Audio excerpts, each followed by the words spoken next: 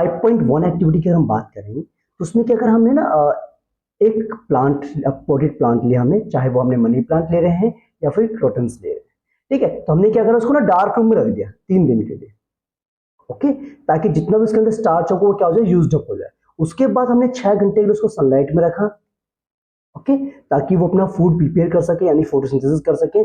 तो हमने क्या करा, प्लग का लीफ फ्रॉम द प्लांट, हमने क्या करा, एक प्लांट में से एक पत्ते को हमने तोड़ा और जो ग्रीन एरियाज था, ग्रीन एरियाज को हमने क्या कर दिया, इस तरीके से आउटर लाइनिंग कर दिया हमने ग्रीन एरियाज। Done, okay. उसके बाद हमने कुछ मिनट के लिए इसको पानी में बॉईल किया ताकि इसके जम्स वो सारे किल हो जाए, ओके।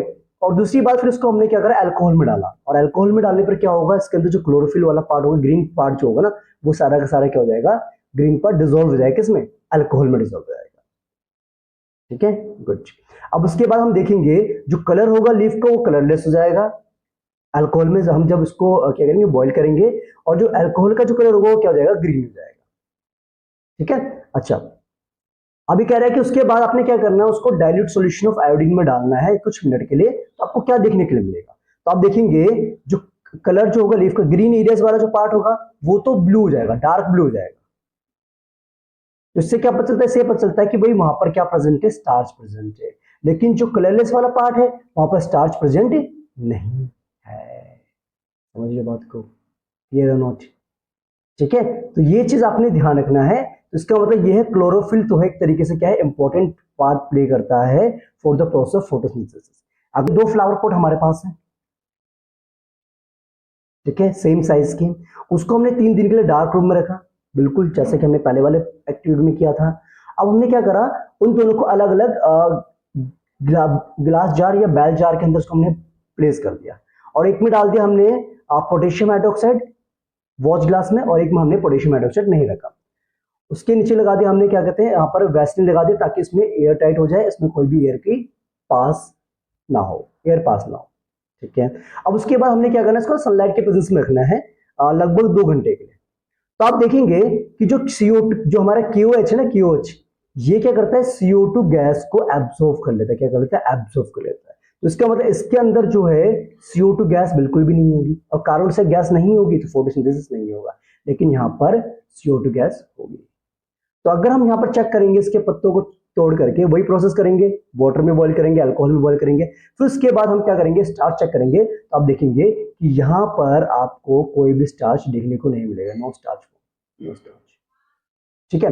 तो both leaves show the presence of same amount of starch, no, ठीक है। इसमें स्टार्च हो सकता है कि थोड़ा अमाउंट में बने, लेकिन इतना ज्यादा नहीं बनेगा जितना अमाउंट में यहाँ पर बनेगा, ठीक है। और वैसे बनेगा नहीं, क्योंकि आपको पता है कि यहाँ पर जो जितनी भी CO2 गैस थी सारी की सारी इसने एब्जॉर्ब कर ली है, तो इसके पास तो CO2 अवेलेबल ही नहीं है जिसकी वजह से अपना फूड प्रिपेयर कर सके। तो इसीलिए जो हमारा ए वाला जो है ना पार्ट, इसमें आपका फोटोसिंथेसिस नहीं होगा, लेकिन सेकंड वाले में फोटोसिंथेसिस आपका होगा, ओके। और ये किससे इफेक्ट हो रहा है, because of the CO2 gas, और CO2 गैस यहाँ पर एब्जॉर्ब हो चुकी है बाय द KOH यानी पोटेशियम हाइड्रोक्साइड के द्वारा, ओके, बट यहाँ पर ऐसा नहीं हुआ है, ओके। तो आई होप ये कॉन्सेप्ट आपको समझ में आ गया।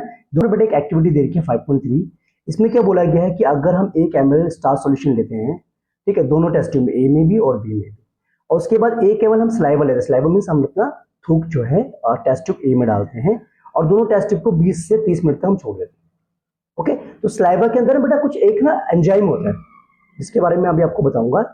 वो एंजाइम क्या करता है, स्टार्च को डाइजेस्ट कर लेता है और सिंपल शुगर में कन्वर्ट कर देता है। तो जब स्टार्च को डाइजेस्ट कर, तो स्टार्च के अंदर अवेलेबल नहीं है ना, तो इसका मतलब ये हुआ किस टेस्ट ट्यूब में आपको कलर चेंज देखने को मिलेगा, जब आयोडीन डालेंगे तो आप ऑब्वियसली बात है बी में आपको देखने को मिलेगा, क्यों, क्योंकि ए में तो स्टार्च कंज्यूम हो चुका है ना, स्लाइवा के द्वारा डाइजेस्ट हो चुका है, ओके। तो ये चीज आपने ध्यान रखना है, क्योंकि स्लाइवा ने क्या करा, स्टार्च को सिंपल शुगर में कन्वर्ट कर दिया है। ये अब पहले यहाँ पर एक एक्टिविटी मेंशन है, आप देख सकते हैं 5.4 एक्टिविटी देखेंगे, इसमें बोला क्या गया है कि आपसे बोला गया एक ना आपने लाइम वाटर बनाना है, फ्रेशली प्रिपेयर करना है लाइम वाटर को, ठीक है, जिसको हम कहते हैं कैल्शियम हाइड्रोक्साइड आपका, ठीक है।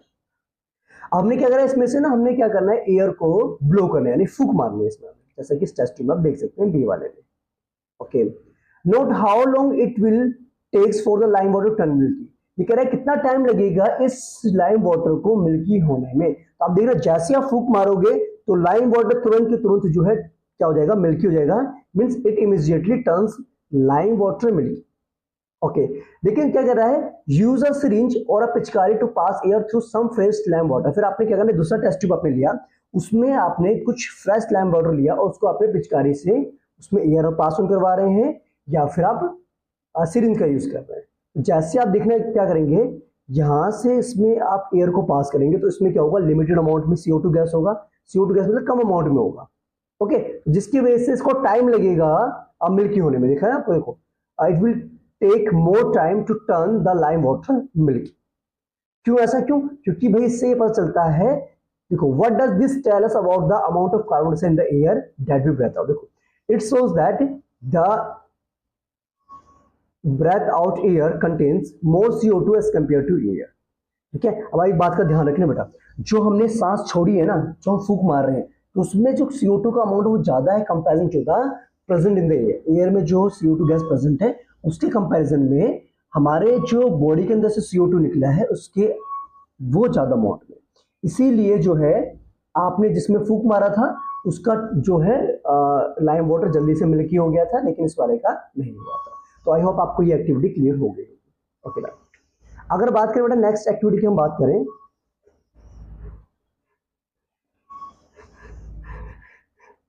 देखिए बेटा ओके एक और एक्टिविटी हम मेंशन हमारे पास 5.5 आप देख सकते हैं। इसमें क्या बोला गया है, आपको फ्रूट जूस लेना है या फिर शुगर सॉल्यूशन लेना है। उसमें आपने कुछ यीस्ट का अमाउंट ऐड कर देना है जो कि सिंगल सेल ऑर्गेनिज्म होता है और फंगी फैमिली से बिलोंग करता है, फंगाई फैमिली से बिलोंग करता है। ओके उस मिक्सचर को आपने क्या करना है, टेस्ट ट्यूब में लेना है और उसको क्या कर देना आपने 1 होल कोक से आपने बंद कर देना। सपोज कीजिए अगर हमारे पास टेस्ट ट्यूब है और उसके ऊपर हमने एक कॉर्क डाल दिया अंदर और इस कॉर्क में हमने एक होल कर दिया यहाँ से। ओके तो यहां से हमने क्या करा, एक बैंड करके ना ऐसे एक बैंड ट्यूब लगा देंगे ऐसे करके लास्ट पीस। ठीक है, बैंड ट्यूब लगा देंगे आप उसको और उसको ना पास ऑन करवाएंगे। किससे पास कराना है, dip the free end of the glass tube into a test tube containing freshly prepared lime water. और उसको क्या करना है हमने ना, जिसके अंदर लाइम वाटर प्रेजेंट है ना उस टेस्ट ट्यूब के अंदर उसको हमने पास कर देना है।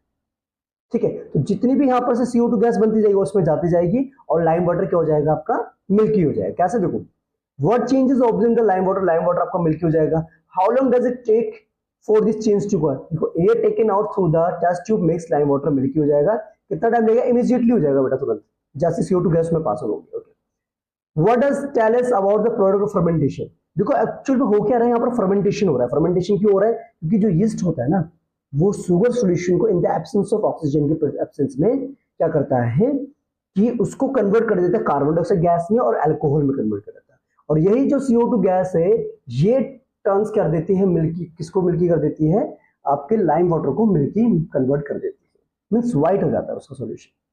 क्यों, क्योंकि वहां पर बन जाता है, क्या बन जाता है, देखो एक्चुअली में होता है क्या ना, कैल्शियम आपके पास हाइड्रोक्साइड है, जैसे ये CO2 के कांटेक्ट में आता है तो ये बनाता है आपका कैल्शियम कार्बोनेट, बनाता है कैल्शियम कार्बोनेट बनाता है। ठीक है, और इसी की वजह से वो क्या होता है, मिल्की हो जाता है। Okay done, that's good. I hope इतनी बात आपको समझ में आ गई सभी को। Very nice.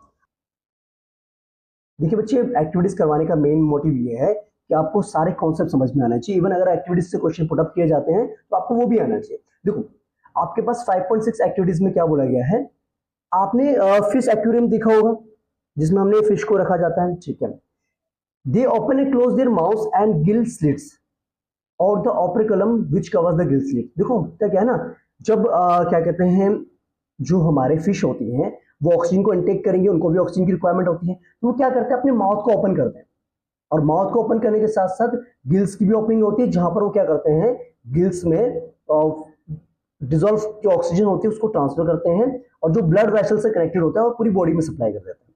ठीक है, और जो यहाँ पर क्या बात कर रहे हैं बेटा, are the timing of the opening and closing of the mouth and gill slits coordinate in the same manner. बिल्कुल देखो होता है क्या ना, माउथ की मूवमेंट और गिल स्लिट्स की जो मूवमेंट आती है जिसके थ्रू क्या करता है वो ऑक्सीजन को पूरी बॉडी में सप्लाई करता है, वो कोऑर्डिनेट करके चलते हैं बिल्कुल एक साथ।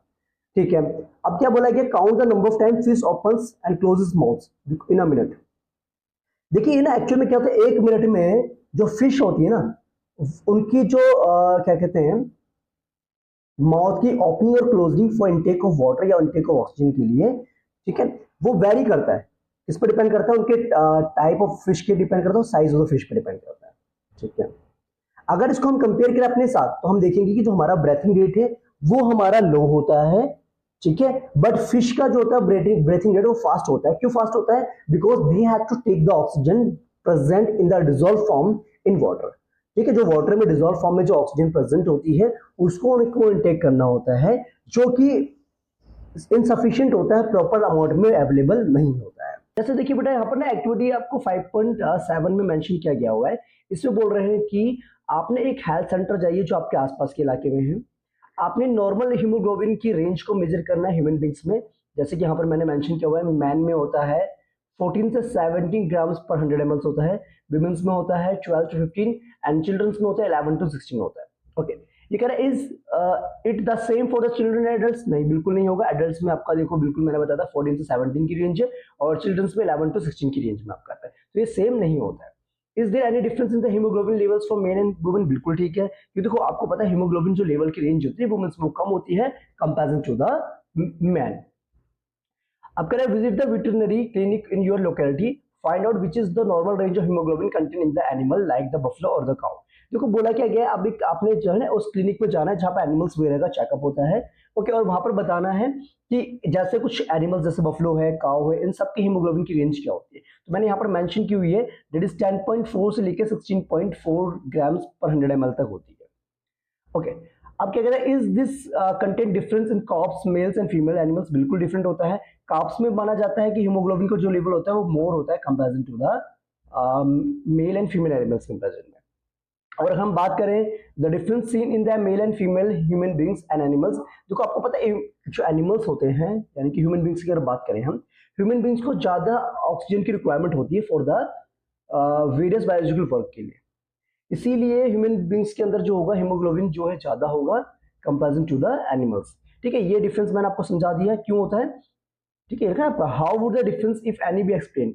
Human body needs more oxygen to do various biological works, human beings को क्या चाहिए होता है, बड़ा ज्यादा अमाउंट में ऑक्सीजन की रिक्वायरमेंट होती है, इसीलिए उनके अंदर हीमोग्लोबिन का जो लेवल होता है वो कंपैरिजन टू द एनिमल्स ज्यादा अमाउंट में अवेलेबल होता है। तो आई होप इतनी बात आपको समझ में आ गई है आप सभी को। अब जैसे कि यहाँ पर बेटा एक एग्जांपल दे रखे आपको, एक्टिविटी दे रखी है 5.8, तो इस एक्टिविटी को मैं पूरा समराइज करके बता दूं। उन्होंने क्या कि दो पोट लेने हमें, एक में हमें लगाना है पौधा लगाना है, एक में हमने एक लकड़ी लगा दी सेम साइज की। अब उसके बाद हमने उसको प्लास्टिक सीट से कवर कर देना है, ओके, ताकि उसके अंदर जो इवापोरेशन से जो भी मॉइस्चर होगा वो एस्केप आउट ना हो सके। अभी कहना चाहते हैं कि भाई आपको क्या डिफरेंस देखने को मिलेगा दोनों में, तो ऑब्वियसली बात आप देख सकते हैं बेटा, प्लांट्स की बात करें तो उसमें वाटर ड्रॉपलेट्स आपको देखने को मिलेंगे, ठीक है, लेकिन जो आपका स्टिक वाला पार्ट उसमें वाटर ड्रॉपलेट्स देखने को नहीं मिलेगी। तो इसका मतलब ये है यहाँ पर ट्रांसपिरेशन से जो भी वाटर रिमूव हुआ है ना वो कंडेंस हो चुका है।